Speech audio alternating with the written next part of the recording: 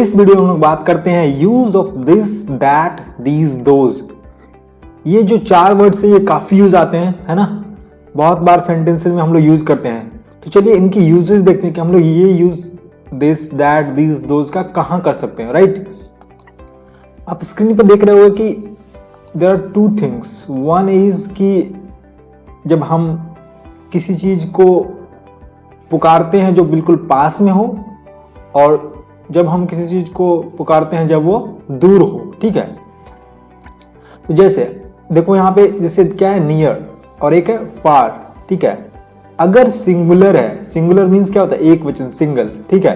Plural means बहुवचन, it means कि एक से ज्यादा, 2 या 2 से ज्यादा, राइट, ऐसे बोल सकते हैं हम लोग, या एक से ज्यादा बोल सकते हैं, एक नहीं, इसमें सिर्फ इसमें एक और एक से ज्यादा, 1 या बोल सकते हैं 2 और मोर देन 1, ठीक है। तो जब कोई भी चीज बिल्कुल पास हो, हम लोग पॉइंट आउट कर रहे हैं पास की चीज को, और वो एक हो, है ना, एक वचन, सिंगुलर हो, तो हम लोग क्या बोलेंगे, दिस। जैसे इसका एग्जाम्पल हो सकता है, दिस इज अ पेन, मतलब यह एक कलम है, राइट। या बोल सकते हैं ये, है ना, ये एक कलम है, हम लोग बोलते हैं ना ये, यह, तो ये हुआ दिस। अगर कोई भी चीज पास में है, पास इन द सेंस कि समझो आप कि आपके मतलब आपका जो हाथ है ना वहां तक पहुंच सकता है ना, हाथ पहुंचने तक समझो, ठीक है।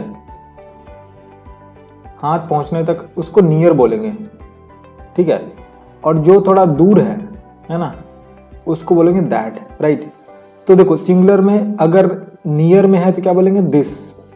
और वही अगर प्लूरल में है, मतलब ढेर सारे हैं, है ना।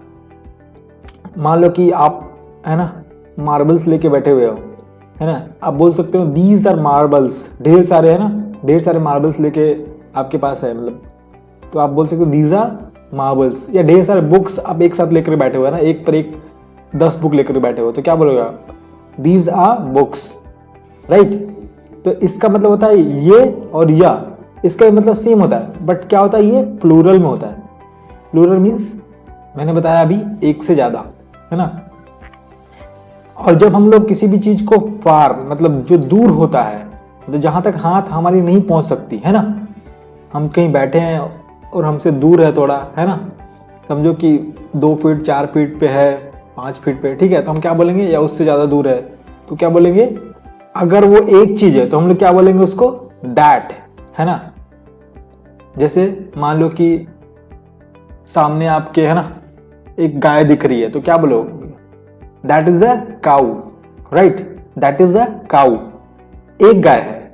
अगर ढेर सारे गाय हैं तो क्या बोलेगा, those are cows, those are cows. तो देखो सिंगुलर रहता है, अगर दूर है, सिंगुलर है, तो उसका मीनिंग क्या होता है, वह, वो, वे, है ना। यहां पे दिस में क्या होता है, यह, ये, है ना, लेकिन दैट का मीनिंग वह, वो, वे, इस तरह से, ठीक है। मतलब यहाँ पे यह वाला होता है, यहाँ पे वह वाला होता है, ठीक है, ये ध्यान रखना बात। अब सेम केस यहाँ फार में अगर प्लूरल में है तो क्या होगा, दोज, ठीक है। दोज मतलब वह, वो, वे, ठीक है। इसका मीनिंग सिमिलर होता है, बट क्या है कि हम लोग जब पॉइंट आउट करते हैं तो एक से ज्यादा हो तो क्या होगा वहां पे, दोज, राइट। तो यहाँ पे हमने सीखा, जैसे यहाँ पे एग्जाम्पल मैंने कुछ लिया हुआ है आपको दिखाने के लिए, जैसे सिंगुलर है और प्लूरल है, ठीक है। अब देखो यहाँ पे सिंगुलर मतलब मैंने बताया अभी, दिस मतलब यह, है ना, यह या ये, राइट। सिंगुलर मतलब एक वाला, है ना, प्लूरल मतलब मोर देन 1, है ना, या 2 से अधिक, ठीक है। तो दिस मतलब यह, तो हम लोग बोल सकते हैं this is a book, right, यह एक पुस्तक है, राइट। अब यहां पे देखो, दिस बुक इज टॉर्न, यह पुस्तक फटी हुई है ना। हम लोग क्या है, पॉइंट आउट कर रहे हैं कि बगल वाला जो हमारे पास जो हम जो जहां तक हमारी हाथ पहुंच रही है वहां पे जो बुक है वो क्या है, फटी हुई है, ठीक है। तो हम लोग बोलेंगे दिस बुक इज टॉर्न।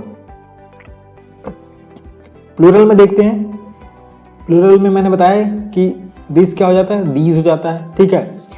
इसको हम लोग बोलते हैं ये या यह, सब, सब मतलब हुआ ढेर सारे, है ना, बहुवचन के लिए जनरल यूज है, ढेर सारे, ठीक है। तो हम लोग बोल सकते हैं दीज आर बुक्स, यह पुस्तकें हैं, ठीक है।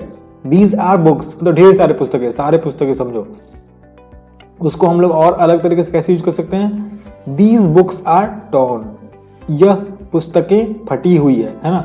मान लो कि ढेर सारे किताबें फटी हुई है और उसका एक जगह ढेर लगा हुआ है, तो हम लोग क्या बोलेंगे, दीज बुक्स आर टॉर्न, ठीक है। अब चलिए हम लोग देखते हैं दैट वाला, जो कुछ एग्जाम्पल देखते हैं इसके। जैसे दैट मतलब मैंने बताया वह, और वह क्या है, दूर होता है थोड़ा, एक अपना हाथ पहुंचने से दूर है, तो क्या बोलेंगे, दैट इज अ चेयर, जैसे वह एक कुर्सी है, right, that is a chair, ठीक है।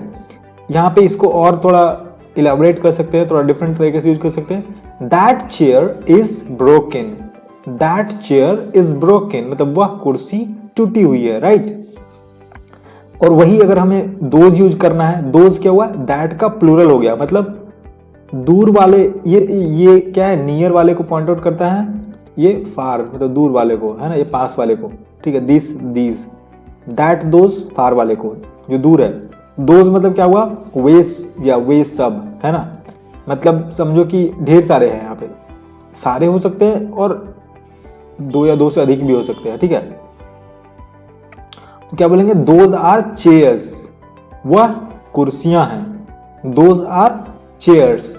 इसको और कैसे थोड़ा डिफरेंट तरीके से बोल सकते हैं ना, डिफरेंट सेंटेंसेस में यूज कर सकते हैं। दोज, देखो यहाँ पे दोज फिर आर चेयर्स है ना, अलग अलग है, लेकिन हम लोग कभी कभी एक ही पॉइंट करेंगे, दो चेयर्स। यहाँ पे भी देखो, यहाँ पे सेम हर जगह वैसा ही है, दिस बुक, बीच में क्या है, ऑक्सिलरी वर्ब वगैरह है ना, आर्टिकल है, लेकिन यहाँ पे क्या है, दिस बुक एक साथ यूज हुआ।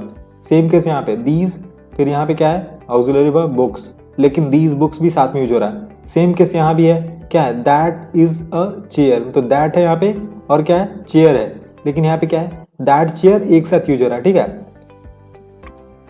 सेम केस यहाँ पे दोज फिर आर चेयर्स, तो यहाँ पे ऑक्सिलरी वर्ब है, तो हम लोग क्या यूज करेंगे यहाँ पे, दो चेयर्स आर ब्रोकन, वह कुर्सियां टूटी हुई है, ठीक है। दो चेयर्स आर ब्रोकन, राइट। तो ये हमने यूज देखा दिस, दैट, दीज, दोज का, जो नियर के लिए और फार के लिए यूज होता है, ठीक है। तो चलो हम लोग इस वीडियो में इतना ही पढ़ते हैं, अगले वीडियो हम लोग देखते हैं कुछ डिफरेंट टॉपिक के साथ हम लोग आते हैं उसमें, और चलो मिलते हैं फिर अगले वीडियो में।